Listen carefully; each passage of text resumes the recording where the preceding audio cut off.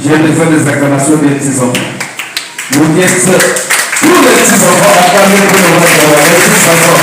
Donc, il n'y a pas d'amitié, pas d'amitié. La gueule est au Gabon, la fille, on est au Gabon, la fille. Sinon, la maman va mettre dans le sang de la bombe. La gueule est à la maman.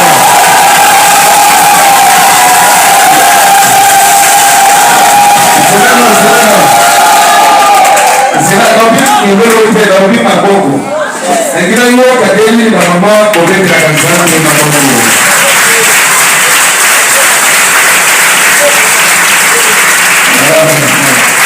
Si vous la papa peut mettre la canzone à beaucoup.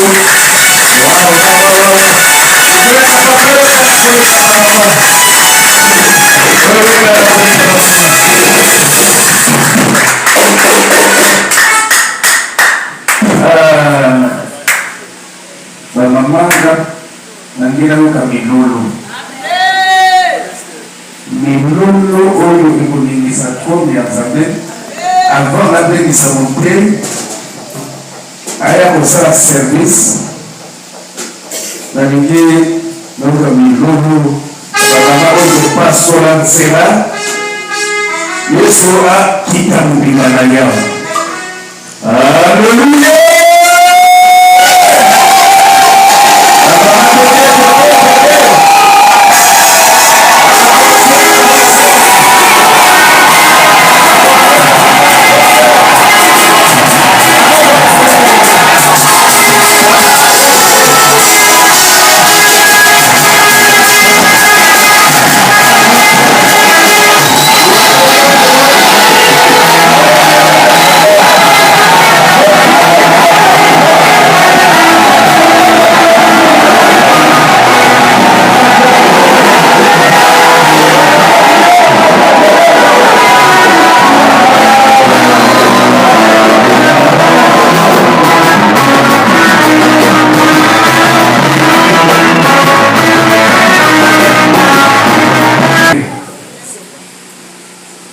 Nous sommes en plein effort.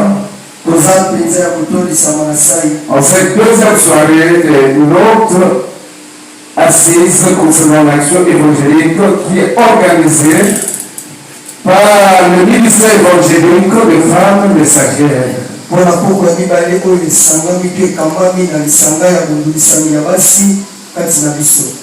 Je ne suis pas le prédicateur de la soirée. J'ai fait que la mission de Jean-Baptiste est pour préparer le chemin à Yehoshua. Vous savez, c'est une grande action. Où les animateurs sont des femmes et des hommes. Ils sont sélectionnés par l'action du Saint-Esprit. Pour parler au peuple de Dieu de la part de notre Seigneur Jésus-Christ. Vous savez que le terme de nos aliments s'appelle c'est en anglais qui signifie la main. Bien-aimés, nous sommes bénis ce soir. Et je vois dans la salle plusieurs invités. Je vous rassure que vous ne serez pas déçus. Parce que ce que Dieu va déclencher ce soir, à travers l'option de l'action du Saint-Esprit, par la bouche de son envoyé. Et ce soir, les malades seront guéris. Si quelqu'un est d'accord avec moi, il peut avancer déjà sur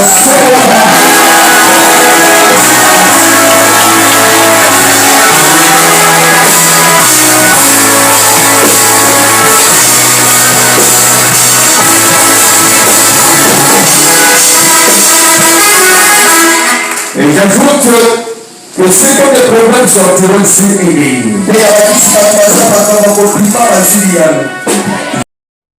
de Dieu de ce soir, il est témoin depuis l'éternité. Avant la fondation du monde, il a été créé et fondé par Dieu. Il a été préparé depuis les ciels, revêtu de l'onction du Saint-Esprit. Même lorsqu'il est enlevé le sein de sa maman, il prophétisait, il prêchait. C'est dans sa main, il avait une Bible, et il avait aussi un bâton. Il avait déjà préparé. Pour le salut des âmes, écoutez l'évangile au travers de sa voix. C'est pas de Dieu, est ordonné. Il a le fils du pasteur. Avec le grand de Yoshua. C'est le groupe de ce homme responsable. C'est un homme de Dieu responsable. C'est depuis le moment qu'il a donné sa vie à Yoshua. Et Dieu travaille toujours avec lui. Dieu ne l'a jamais abandonné là-dessus.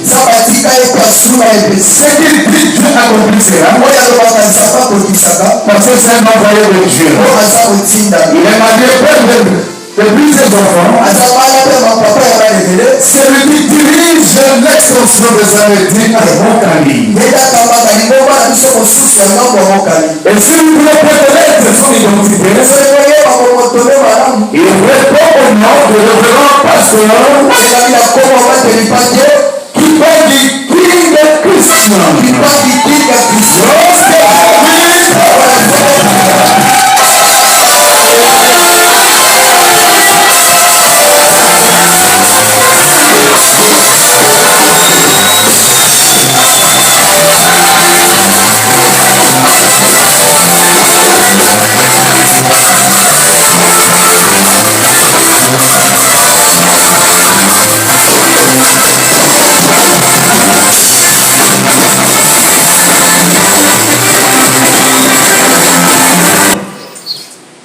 Éternel Dieu, nous sommes là dans ta présence. Sers-toi de nous pour atteindre ton objectif. Que toute la gloire te revient. Nous ne sommes pas venus enseigner, mais nous sommes venus te présenter. Car ce peuple a besoin de toi. Au nom de Jésus-Christ. Amen. Amen. Gloire à Jésus. Gloire au Seigneur. Amen. Amen. Priez de vous asseoir. Nous rendons grâce à l'Éternel pour l'opportunité qu'il nous a accordée encore ce soir. Et je bénis ce Dieu-là qui m'a placé à côté de cet homme de Dieu,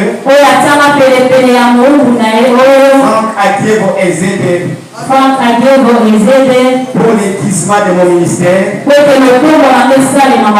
à qu'il soit béni davantage et que sa charmante épouse aussi, maman Lucie, la prophétesse Lucie Akiebo, soit bénie. Donc que le couple épiscopal soit béni au nom de Jésus-Christ. Que tous les sacrificateurs soient bénis au nom de Jésus-Christ. Tous les serviteurs et servantes de Dieu ce soir soient bénis au nom de Jésus-Christ. Et tout enfant de Dieu ici présent ce soir soit béni au nom de Jésus-Christ. Nous sommes venus ici pour une mission.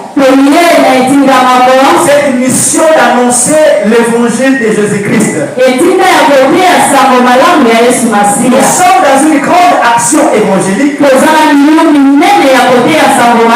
a été organisée par mes femmes, dont les messagères de la bonne nouvelle.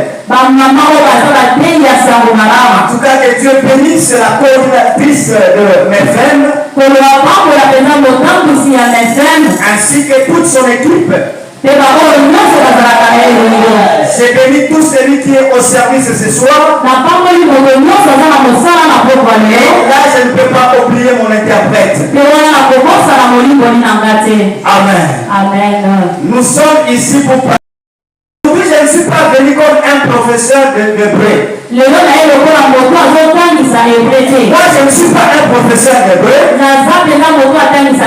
ne suis pas venu enseigner donc la langue hébraïque.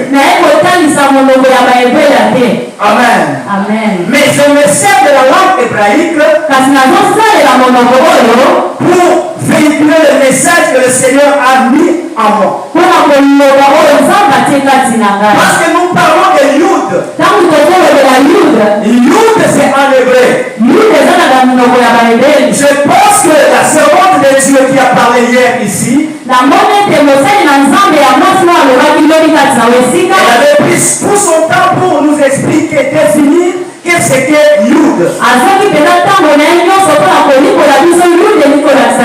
Amen. Amen. Donc, parfois les gens se posent des questions. Pourquoi Yud? Mais pourquoi vous avez choisi les thèmes en hébreu? Au lieu de mettre en français. Plusieurs personnes se posent des questions. Pourquoi l'hébreu? Amen. Amen. La langue hébraïque, c'est une langue qui cache beaucoup de mystères. Toute lettre hébraïque contient un mystère et révèle un secret divin. C'est la raison pour laquelle nous avons choisi le mot Yud. Amen. Amen. Parce que dans Yud, il y a un message divin qui est caché. Il y a des mystères à l'intérieur. Nous allons découvrir ensemble ce soir. Amen. Amen. Je pense qu'on a eu le temps d'expliquer Yud. Mais avant d'entrer dans mon message, laissez-moi vous présenter d'abord mon interprète. Alléluia. La servante de Dieu que vous voyez ce soir, qui fait l'office de l'interprète ici, c'est ma petite sœur. Alléluia. Amen. Est-ce qu'on peut acclamer pour nous? Alléluia. Suivez-moi attentivement. La servante de Dieu que vous voyez ce soir, elle était une païenne. Alléluia. Amen. Et je me souviens encore, notre père étant un témoin de Jéhovah, et nous savons que les souhaits de chaque père, de chaque parent témoin de Jéhovah, et de voir ses enfants devenir aussi témoins de Jéhovah. Et c'est ce qu'aussi notre père avait fait. Alléluia. Amen. Donc il nous a menés à la salle de royaume. Alléluia. Et là on a commencé à faire les études bibliques.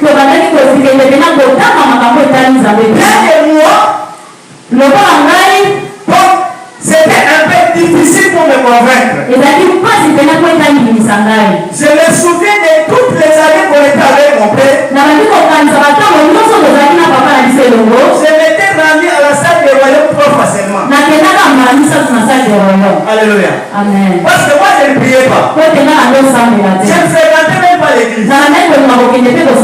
Mais il s'est passé quelque chose. C'est ce que nous allons expliquer ce soir. Donc, moi je ne priais pas. Et j'ai considéré d'abord mon pasteur comme un aventurier. Le pasteur était considéré comme des aventuriers. Et servir Dieu pour moi était un pasteur. C'était comme pour les gens qui n'ont rien à faire dans la vie.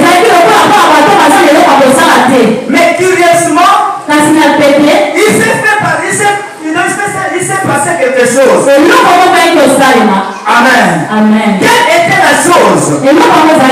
La même personne que j'ai considérée comme un aventurier,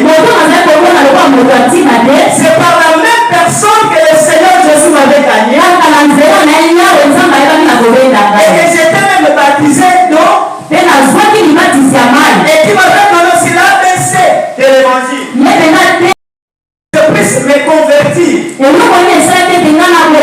C'est ce que nous avons expliqué ce soir. Et quand j'étais converti, on a fait l'effort pour convaincre ma petite soeur pour me rejoindre. Mais ma petite soeur, imaginez celle qu'elle avait la connaissance des témoins de Jéhovah. Les pasteurs avaient parfois des difficultés pour la convaincre. Et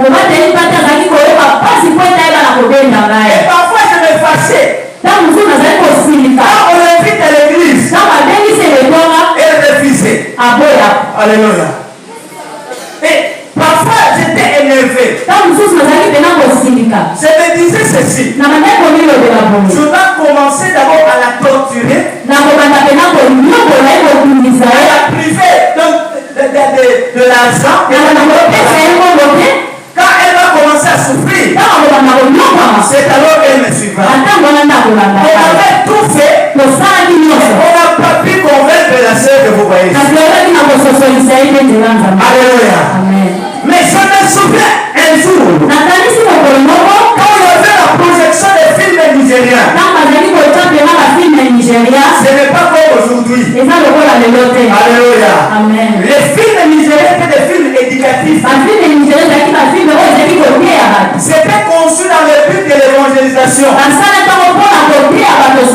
Et ces jours-là, elle était convaincue de venir suivre les films. Et ces jours-là, elle a accepté Jésus-Christ comme son Seigneur et son Sauveur. Qu'est-ce qui s'est fait que celle qui était incrédule, difficile à convaincre, elle a changé d'avis. Il s'est passé quelque chose. Et quelques temps après, ma soeur était mariée. Et plusieurs années, donc elle n'avait pas d'enfant. Alléluia. Plusieurs années. Je me souviens, un jour j'étais parti chez eux. Son mari me posait la question. Mais, pasteur, toi tu es un serviteur de Dieu. Toi tu pries pour les gens. Mais qu'est-ce qui fait que toi tu ne pries pas pour ta soeur? Amen. Moi j'ai tout donné. Moi je vous ai donné tout ce qu'il fallait pour le mariage. Mais je ne comprends pas. Ta soeur n'arrive pas à enfanter. Ces jours-là j'étais choqué. Donc c'était comme j'étais poignardé. Mais je lui ai dit ceci. Le Dieu que moi je sers, il ne me déçoit jamais. Quand j'intercède en faveur de gens, il exauce. Je crois. Imaginez pour l'amour que je porte pour ma soeur.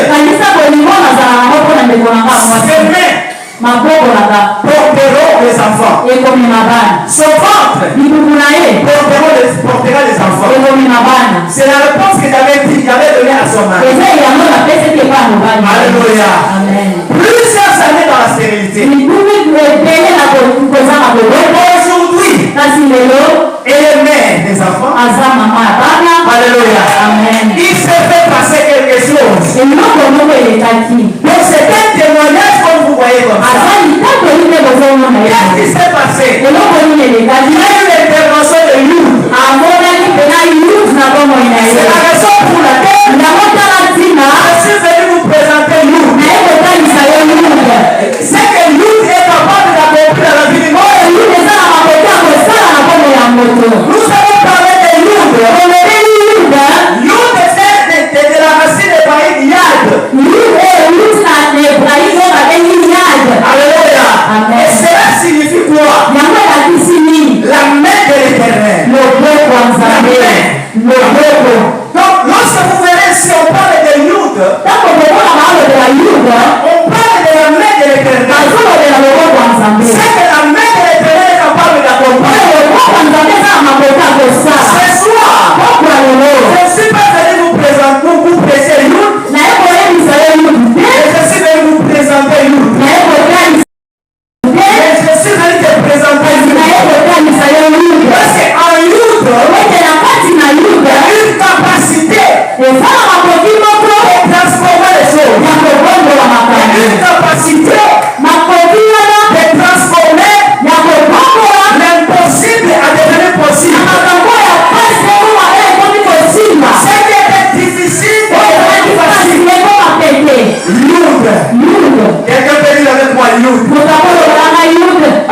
Alléluia. Youth. Il s'est passé quelque chose. Youth. Et ce soir, nous allons lire la parole de Dieu pour connaître la pensée de Dieu. Et je vous dis ceci. Ce soir, Youth sera manifeste. Alléluia. Amen. Nous sommes dans le livre d'Exode chapitre 3. Le verset 19 et le verset 20. Verset 19 jusqu'à 22. Vous prendrez aussi Ésaïe 66, verset 13 à 14. Ésaïe 66, verset 13 à 14. Nous parlons de Youth. Vous verrez la puissance qui est incarnée dans Youth. Vous comprenez qu'on avait raison d'intituler notre terme ici Youth.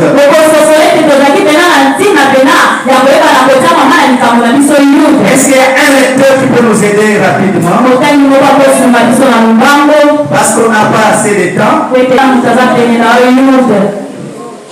Ah, que Dieu bénisse celui qui avait reçu la révélation.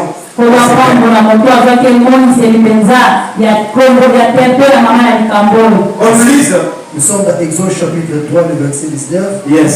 Jusqu'au 22e verset, je lis la parole de Dieu. Amen. Je sais que le roi d'Égypte ne vous laissera point aller si ce n'est pas par une main puissante. Reprenez. Je sais que le roi d'Égypte ne vous laissera point aller si ce n'est pas par une main puissante. J'attendrai ma main et je frapperai l'Égypte par toutes sortes de prodiges que je ferai au milieu d'elle. Yes. Après quoi, il vous laissera aller. Je ferai même trouver grâce à ce peuple aux yeux des Égyptiens. Et quand vous partirez, vous ne partirez point à vide. Yes. Chaque femme demandera à sa voisine et à celle qui demeure dans sa maison des vases d'argent, des vases d'or et des vêtements, et vous mettrez sur vos fils et vos filles. Et vous dépouillerez les Égyptiens. Yes. Parole du Seigneur. On peut aller dans Ésaïe 66, verset 13 à 14, rapidement. 13 à 14. À 14. Comme un homme que sa mère console, ainsi je vous consolerai, vous serez consolés dans Jérusalem. Comment viendra cette consolation?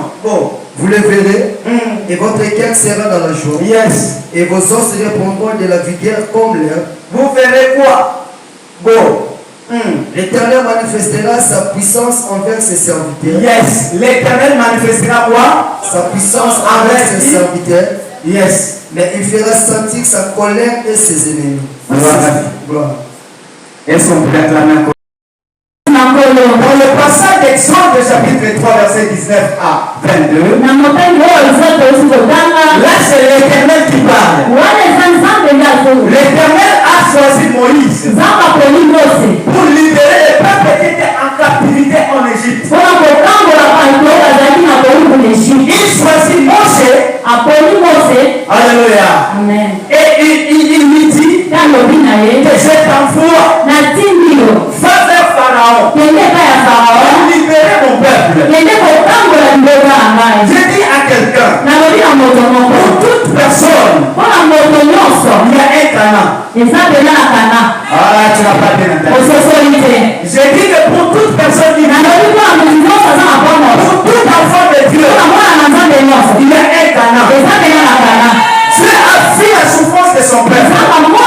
Il a entendu les cris que lui poussaient ses oppresseurs. Et il est descendu. Alléluia. Pour intervenir.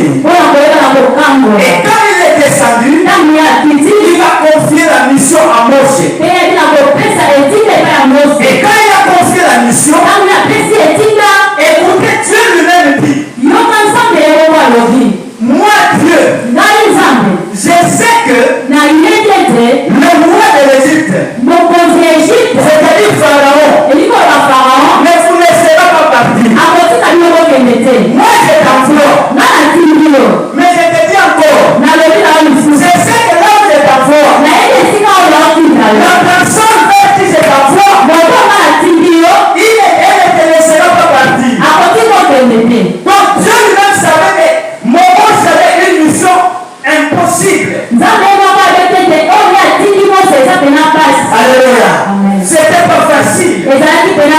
pour libérer ce peuple-là qui était en captivité en Égypte. Parce que nous savons que Égypte veut dire Misraïm. Tu veux dire limité, donc les limites. Les limites partout. Donc c'est pour dire quoi? Le peuple de Dieu était dans une prison. Ils étaient dans l'esclavagisme. Alléluia. Amen. Et le Seigneur est venu. Il a vu cette souffrance. Dieu savait que je n'ai pas destiné mon peuple à la prison. Je vais dire à quelqu'un ce soir. Le Seigneur n'est pas destiné à cet état-là. Le Seigneur n'est pas destiné à cette vie-là. Cette petite fille-là, ce n'est pas ton adresse. Tu as une adresse que le Seigneur a réservée. Alléluia. Mais dans cette adresse où tu te retrouves, il y a un geôlier, un gardien. Et quand il garde là-bas, c'est pour t'empêcher de sortir. Il ne veut pas que tu sois libre. Dieu savait que Pharaon ne pouvait pas libérer le peuple d'Israël. Il va dire à Mose, moi-même je sais que Pharaon ne vous laissera pas partir. Le roi de l'Égypte. L'Égypte, c'est la situation dans laquelle tu te retrouves. C'est ta position actuelle. C'est la réalité de ta vie présente. C'est ça l'Égypte. Et le roi de cette situation-là ne te laissera pas sortir de cette situation. Le roi de cette situation-là ne te laissera pas sortir de cette situation.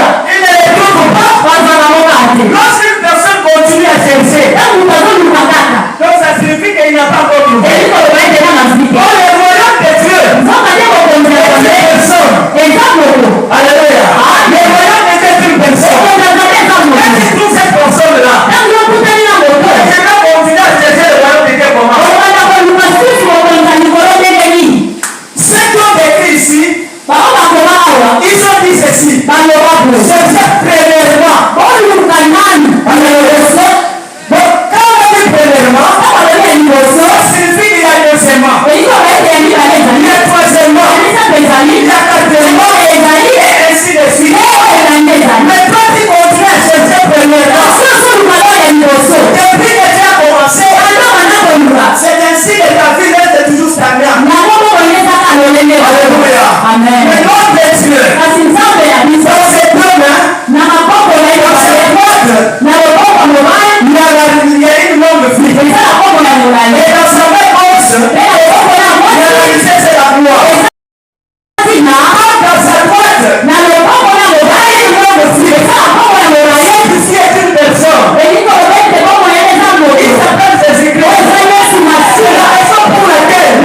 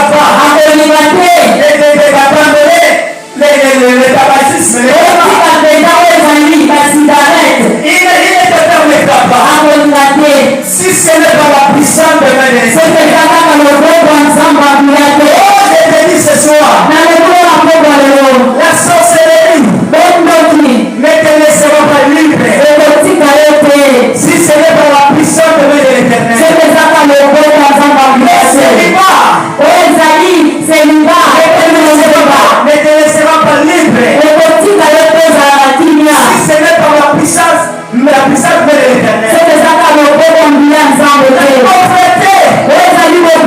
Ne te laissera pas sortir. Si ce n'est pas la puissance de l'éternel.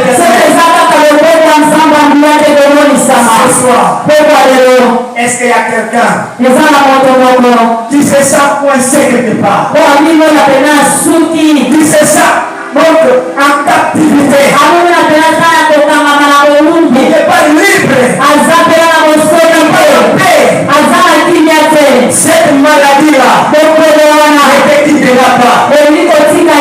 Si ce n'est pas la même puissance de l'éternel. C'est la droite triomphante de l'éternel intervient. Ce soir, tu dois être libéré. Tu dois être libéré. Est-ce que tu peux crier avec moi?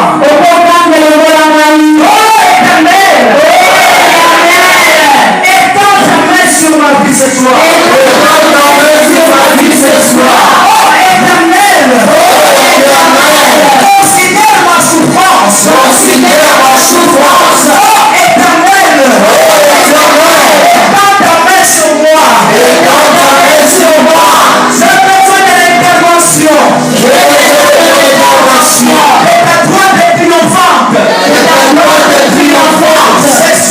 Ce soir, dans ma vie, commence maintenant à prier. Commence à prier. Il faut que cette